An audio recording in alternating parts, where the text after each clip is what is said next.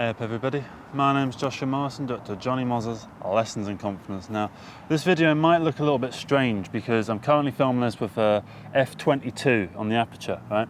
So all of that in the background, I'm imagining is quite in focus. It's quite just as sharp as I am, right? So there's quite a weird depth of field in that you're looking at everything at the same time, right? The reason I'm doing this is because I'm filming this on a different camera than I normally film. I normally film on the Canon C100, which has inbuilt ND filters. So in this kind of situation where it's really sunny out, it's really bright, I would be able to just put the ND filters on. But I don't have ND filters on this camera, so I've resorted to turning the f-stop down really, really far. And I thought it was quite interesting that different cameras can give you different looks, right? Even though this camera and my normal camera are both Canon cameras that probably use a lot of the same color science, they use a lot of the same internal sort of things, it's probably going to come out with a different look just because of the way that I'm using the camera. I'm having to resort to lowering the f-stop a lot further than I normally would. I'm having to do that because of how bright it is. And there's this thing that you can get on Canon DSLRs called a Magic Lantern. I used to try and make it work about 5-6 years ago. I originally bought this camera, Canon 6D, because I was looking forward to putting Magic Lantern on it. And basically what Magic Lantern is it turns your camera into, it sort of like hacks your camera to make it more powerful than it really is. Or like it unleashes its true potential. I think it allows you to shoot in RAW, it allows you to have like zebra lines and stuff that you can't get normally. And the way that you get it, I think you download it off the internet and you put it on an SD card and you have to like run it in some special way. I'm not much of a techie guy, but the bloke that I bought this camera off, he used Magic Lantern all the time and he raved about it and he talked about how it was a really good sort of thing to have. So I thought, oh, this is going to be brilliant. I can save money on buying a cinema camera, which is what I really wanted at the time, and I can save money and get Magic Lantern instead.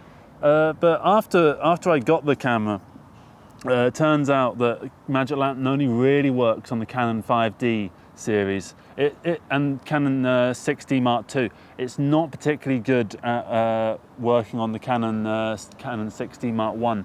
I'm not entirely sure why. I think it's something to do with the internals. I think because it's an older camera, it's from 2012. Maybe it's just not powerful enough. Like the sensor and all the camera-y stuff is powerful enough to make it work.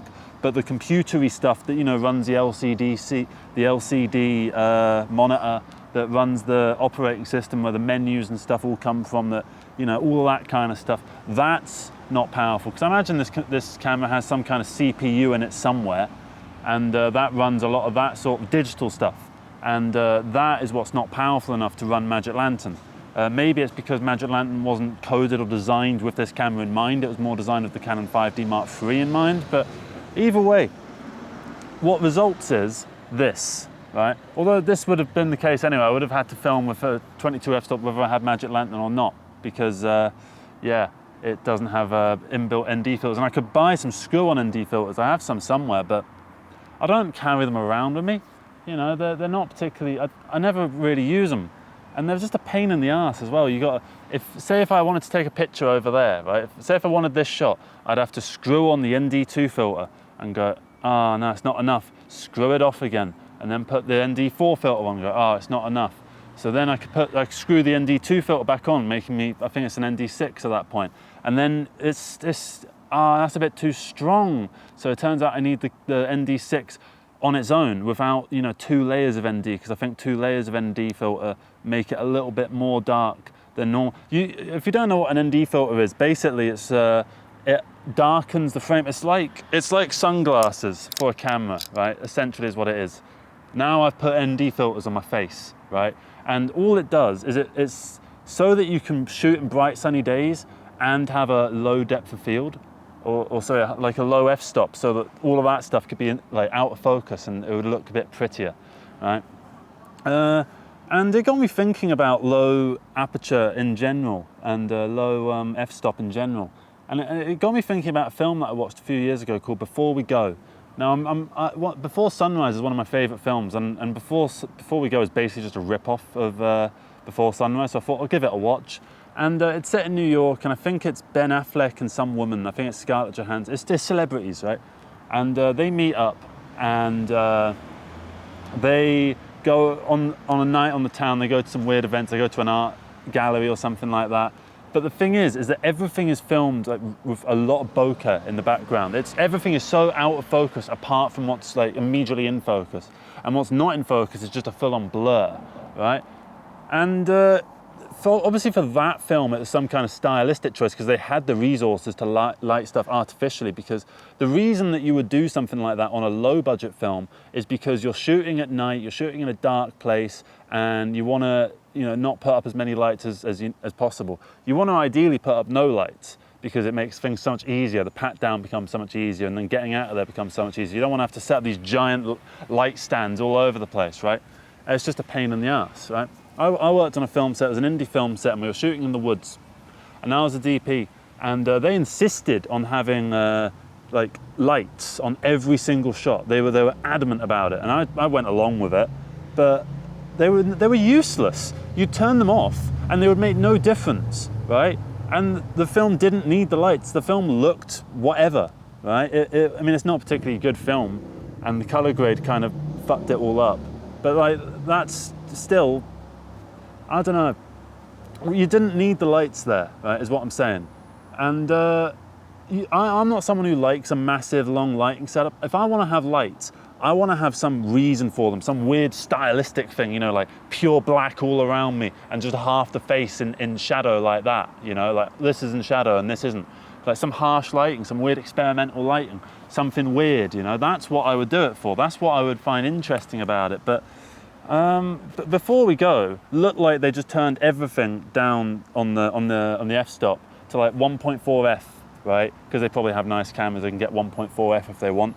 And then they just record everything, and the actors are there, and then the background is a blur, and that's it, right? And I thought it was sort of weird and interesting how that's kind of the case, because that's becoming more common and more frequent in films now. I'm seeing a lot of this background is completely out of focus sort of thing. And like, I like it a little bit soft, right? It's nice to have it a bit soft, but I also quite like the digicam look, which is kind of what this is at the moment, even though this isn't a digicam, it's a DSLR, but it kind of looks a little bit more, I don't know, digicam-esque. It looks a little bit more documentary-esque or more real and less cinematic. Cinema and cinematicness isn't the be-all and end-all. It's not the final goal. We don't want everything to look cinematic, right? I mean, there's certain situations where that's not gonna be very interesting. Would you want, say you listen to a podcast, right? Would you want the video or the podcast to be full on like cinematic angles all the time? Or would that not just get annoying? It would get old really fast, and it would just, I don't know, to me it would be an eyesore, because it's the wrong place for it. The same way that I don't want to watch a Hollywood blockbuster shot on a tiny little midgety digicam, right? There's a time and a place for all of these different pieces of camera technology, and there's a time and a place for all different styles of filming, right? I use prime lenses, but I do have a couple adjustable ones, and I'd like to give myself more of a reason to use them. I can't really do it in this unless I was going to start doing like all touching up the camera and going ooh like that for a dramatic thing, but then I use manual focus, so it'd be a bit weird. And all my lenses are really old, so they don't really work with autofocus, so it wouldn't really work in that way. But say if I had some like piece to camera where someone was like going along like that with a camera set up, right? And then they zoomed out, and like quick zoom outs as well, like say I'm in, and then I'm like, ooh, like that. I want it to be like that, right? And I think that would be fun. That would be a fun little thing to try out next, whenever I get bored of doing these kind of videos. But I just find it interesting how there's this weird stigma against things that don't look cinematic within the filmmaking, like particularly students, the filmmaking student community. Whatever that is, right? You know, the people that suck up to fucking Tarantino all over the place, even though like not everything that he does looks particularly cinematic. I mean, yeah, obviously it's good cinema, like Reservoir Dogs is a good film, Pulp Fiction's a good film, right? Kill Bill's all right, but they don't have that same kind of camera geek kind of thing to them. Obviously the shots all look good, but it's because there's skilled DPs on board. There's a skilled director with a clear vision. There's competent lighting techs, the blocking is interesting. All the things on the camera are interesting, not just what the camera is shooting. Otherwise, all the best looking films would just be endless shots of fucking grass, right? Just in really crisp, clear, with like nice bit of focus, right? The ultimate shot would be that, just that on its own, but you can't see my face, right? Because my face would be out of focus, but you focus on that, right? Because there's a little bit of sun there, so that's kind of lighting up, right? Actually, it'd be probably better if it was sort of more like that way. And I just find it interesting how we kind of, I don't know, I think what's going to happen, there's going to be a change in the tide with regards to the consensus around what looks good, what's on trend for cameras stuff and for film stuff. And I think it's already happening. It's moving away from that pure cinema thing and towards something that's more fitting for the individual and often a lot more lo-fi, right? I like to dip into this sort of 70s, 80s, 90s sort of aesthetic. Although I don't like to think of it as that. I like to think of it as just how I like to shoot. I don't sit there and go, I'm going to replicate the 70s. I mean, oh, yeah, all right, yeah, okay, right. But, I mean, I'm a total hypocrite. But I don't actively, consciously choose to do that, right? And obviously you come with inspirations and things like that. And a lot of my inspirations come from the past. But it's important to find your own voice. And your own voice isn't necessarily the one that looks the best. You know, your voice might not be, you know, pure opera sort of voice. Your voice might be something a little bit more squeaky, you know, but that doesn't mean it's worse. That's not a worse voice. It just means it has different applications, right? You wouldn't want everyone to be voiced by the squeaky voiced teen from The Simpsons, right? But at the same time, you wouldn't want the squeaky voiced teen from The Simpsons to be voiced by fucking, I don't know, Martin Freeman. It just wouldn't work. Actually, that one probably would work. Who's someone for deep voice? Peter Cullen, the fellow who does Optimus Prime. You wouldn't want him doing the squeaky voiced teen, even though I imagine most people would probably say he's got a nicer voice. There's a time and a place for everything, and not everything needs to be the best at all times, because there's no such thing as the best. There's only what's best for the application that you have. And if you don't have many resources, then you can invent applications for yourself to use the technology that you do have. Say you've only got a phone, right? Well, then you can easily find situations where phones look the best, right? I find situations where shooting on a phone looks more interesting or is more practical. For instance, there's this shot in I think it's Tangerine or Clementine.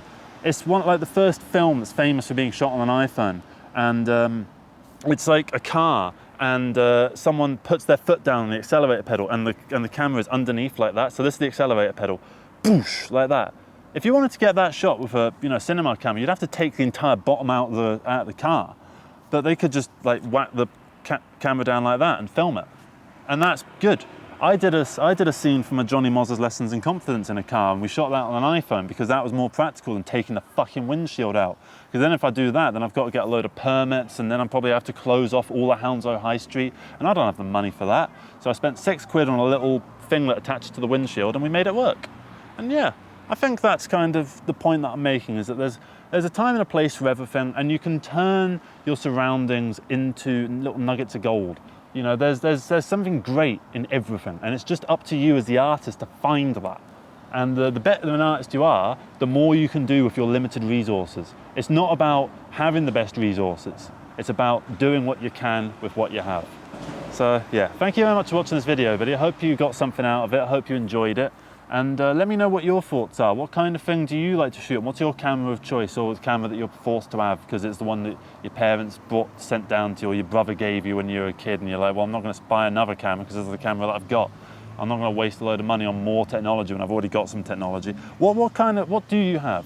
And do you agree with this whole sort of sentiment of, it's not about looking as good as possible. It's about, finding the right thing for the right application. Yeah, let me know. I'd be curious to hear your thoughts. Thank you very much for watching, everybody. Have a good one. Take care, and I don't know. I should probably come up with an outro one of these days. I don't know. Godspeed, you black emperor.